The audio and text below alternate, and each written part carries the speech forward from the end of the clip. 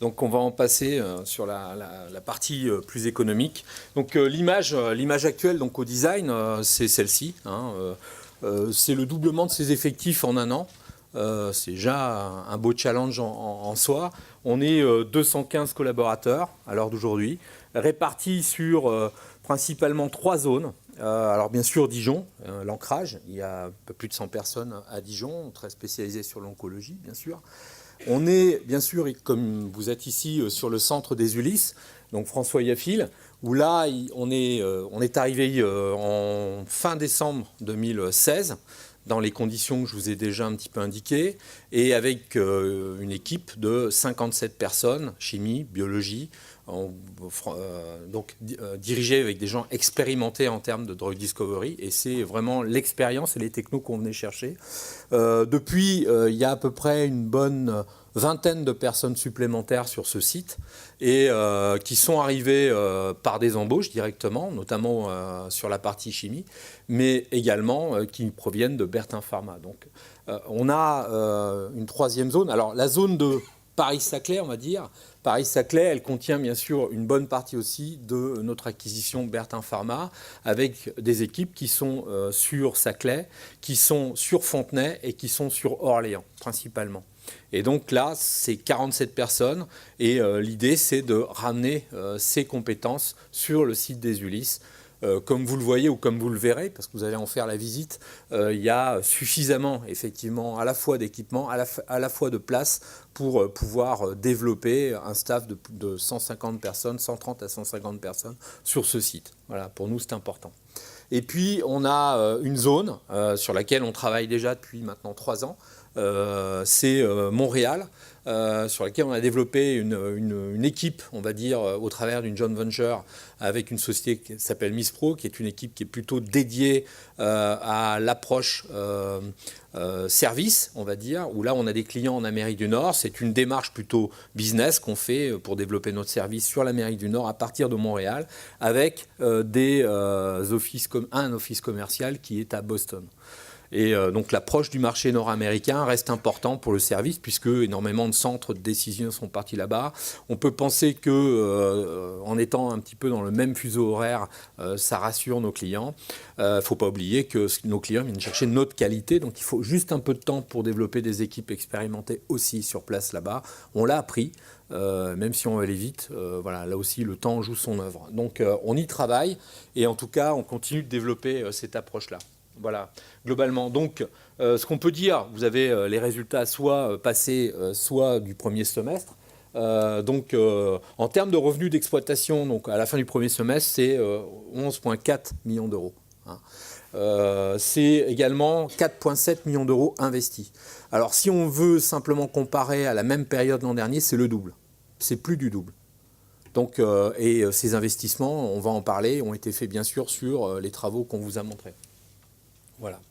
3 flux d'affaires, un flux de services et, on va dire, un flux de partenariat licensing. Et ça, c'est pour nous assez important aussi. C'est nos revenus, c'est nos sources de revenus. Donc, je vais vous les décrire un petit peu plus loin. Qu'est-ce qui s'est passé en 2017 ? Puisque, je dirais, c'est une vraie année charnière pour nous. Donc, l'acquisition du centre. Quand on dit acquisition, c'est intégration des équipes. Et ça, c'est vraiment un savoir-faire qu'il faut savoir développer. Je pense qu'on a pris, on va dire, traité le problème de la bonne manière. En tout cas, c'est mon sens, un an après. Et au travers des résultats qu'on peut regarder, c'est plutôt par cette voie-là qu'on continue aussi la deuxième. Donc, élargissement de l'offre de services. Oui, on en parlera un petit peu plus loin. L'offre de service avec les compétences qu'on a intégrées, elle a quasiment été multipliée par 4 à 5. Donc de ce côté-là, il a fallu aussi la construire. Il faut l'amener sur le marché. Il faut du marketing. C'est tous les efforts qu'on a fait aussi durant l'année. Et c'était important de pouvoir le faire.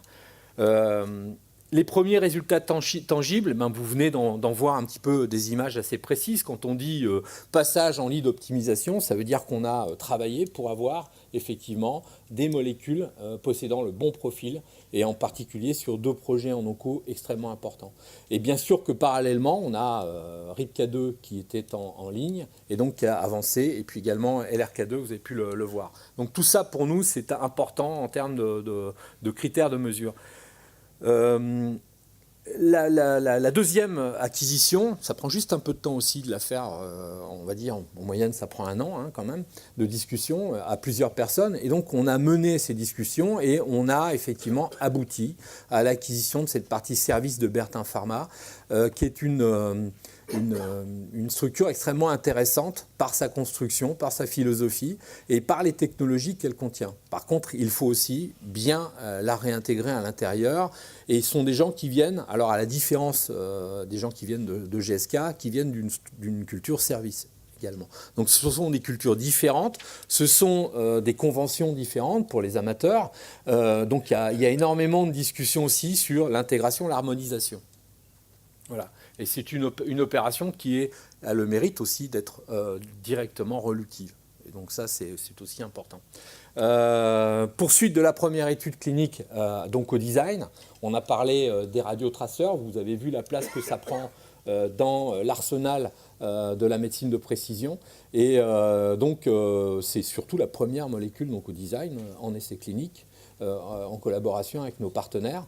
Et ça, c'est quelque chose d'important. Donc, fin de la première grosse partie, on va dire, décisive de la phase 1, et puis déroulement de la deuxième partie, résultat à venir assez prochainement dans l'année 2018. Donc pour nous, ça, c'était un point important. Yann vous l'a précisé, c'est vraiment innovant. Hein. C'est-à-dire que quand on est arrivé avec ces idées-là, il y a un certain nombre de gens qui nous disent non, c'est pas possible. Là, maintenant, on a quand même des images, pas simplement en préclinique, on les a aussi en clinique. Donc c'est une vraie histoire. Et pour le coup, c'est vraiment innovant. Hein, voilà. Et puis le doublement des investissements R&D en continuant d'améliorer la trésorerie. On revient un peu sur les basiques donc au design à ce niveau-là. Et on a terminé effectivement le premier semestre plus haut que le deuxième, plus haut que le début en termes de trésorerie. Et ça, c'est important. Voilà, alors le business model, je vous l'ai décrit rapidement, je vais aller vite dans sa présentation. Pour ceux qui nous suivent, ils le connaissent bien. 3 flux d'affaires, flux de services, flux de partenariat, flux de licensing. Les 2 licensing partenariats sont directement reliés à la propriété industrielle intellectuelle qu'on a sur Nanocyclix. Et le service, c'est effectivement une relation qu'on a commencé à développer il y a très longtemps. Et là, on travaille avec les molécules qui arrivent de nos clients directement. Donc le flux de service, lui, c'est un flux qui pour nous est important à différents niveaux. Non seulement il ramène des fonds dans l'entreprise et du bénéfice pour pouvoir s'autofinancer, mais en même temps, c'est un flux d'échange avec l'industrie pharmaceutique depuis très longtemps.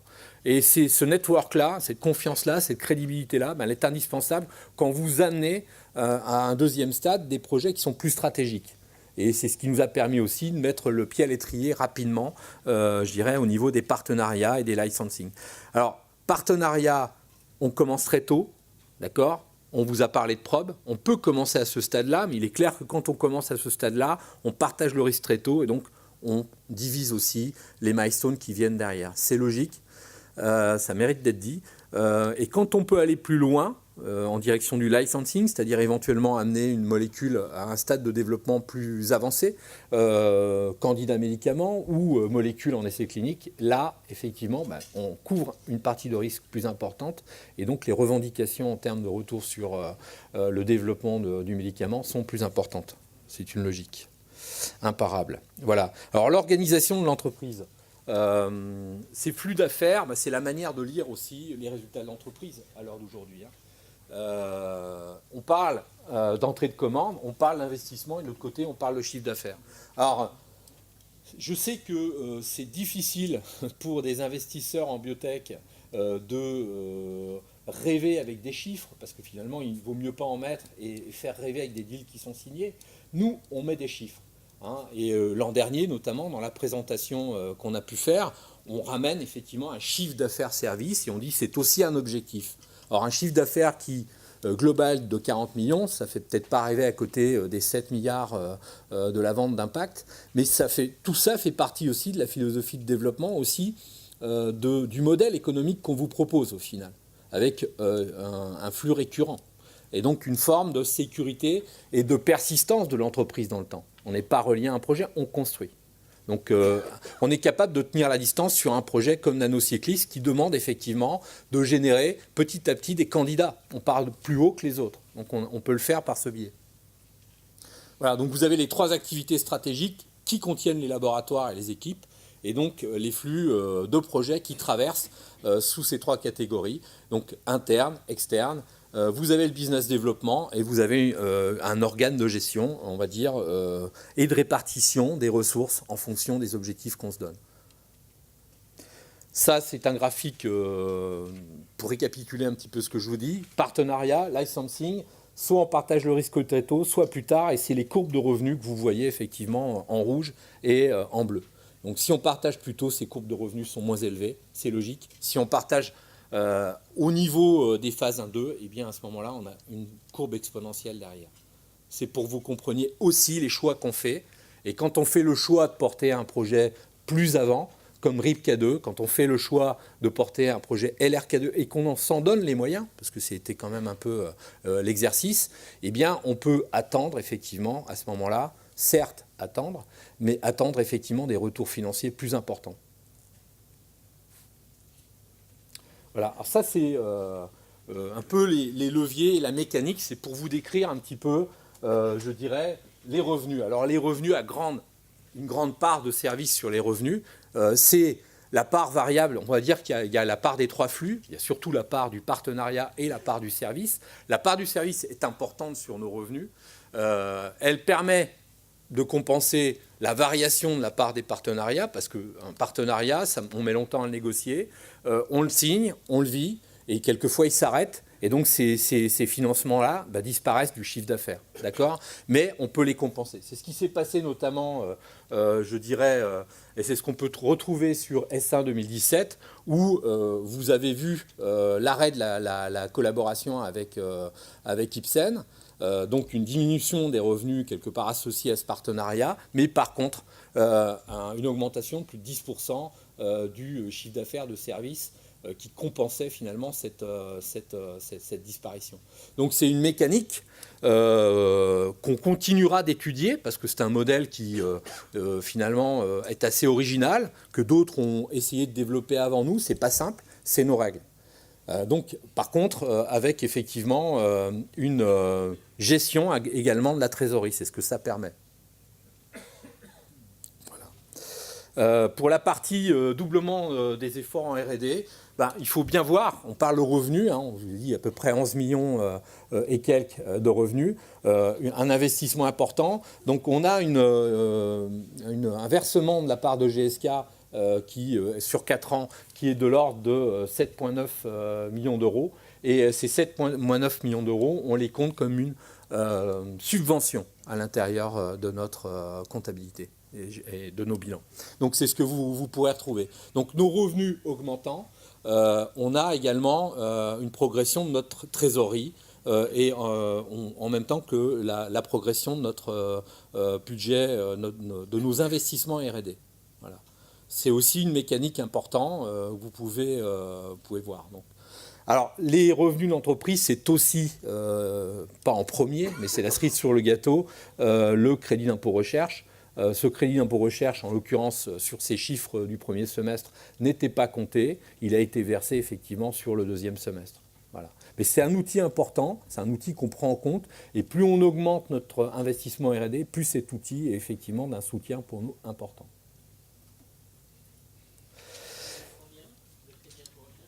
1,8, je crois que c'est indiqué là. Vous avez le crédit d'impôt recherche 2016, puisqu'il est décalé d'une année sur l'autre. Donc il est de 1,8, versé en 2017. D'accord ? Ouais. Donc l'activité de service, donc, dans les objectifs, on est clair, on se donne un objectif de chiffre d'affaires en 2020 de 30 millions d'euros à l'horizon 2020. Et donc, on part de 8,9 en 2016. Donc, vous voyez l'effort que ça demande. Ça monte à une multiplication par 3 ou par 4. Donc, pour ça aussi, on s'en est donné les moyens. L'acquisition de Bertin, la nouvelle offre en perspective, les marchés qui y sont associés. Pour nous, c'est important. Et donc, on a une organisation très claire au niveau commercial qu'on met en place autour de ça. Et puis, le marché Amérique du Nord qui est important et qui va contribuer, qui est un relais de croissance important.